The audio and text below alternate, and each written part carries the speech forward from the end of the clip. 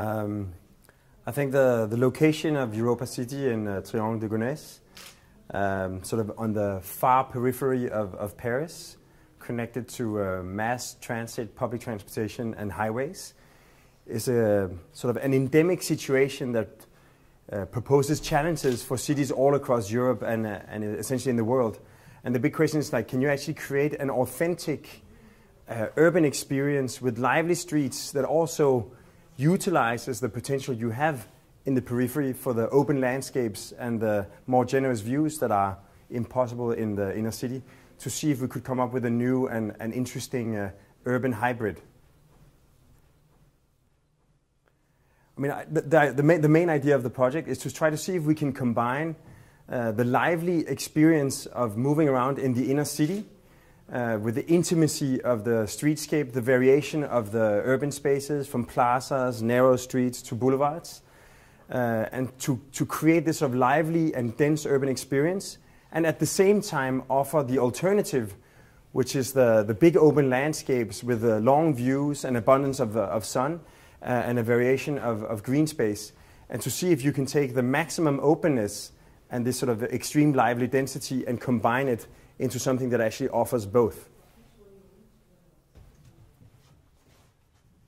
I mean, first of all, the Europacity is already very well integrated because it's connected straight to the regional train, straight to the metro, and straight to the highway system.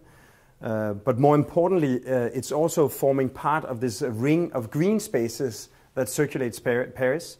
And finally, the way we've organized it is that it's not going to be a big box retail floating as an island in a sea of highways. It's going to be a very varied urban fabric with a lot of small pedestrian streets that connects intimately to the surrounding neighborhood. So it's going to form part of a continuous urban fabric and not just be like an isolated box next to the highway.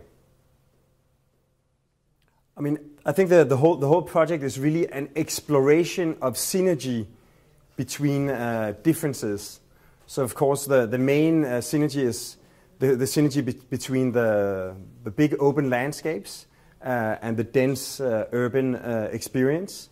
but also the fact that it combines such extreme activities as there's a ski slope, there are thermal baths, there's a swimming pool,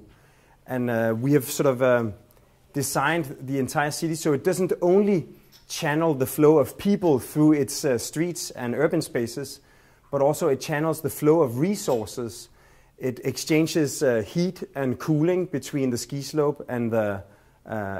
swimming pool, so the two actually heat and cool each other. And also the big green roof isn't only an activity, it's also serving a purpose. It's filtering all the gray water, all the gray wastewater and all the rainwater, so that when it leaves the site, it's already clean. So that in a way, the whole neighborhood really performs as an entire man-made ecosystem.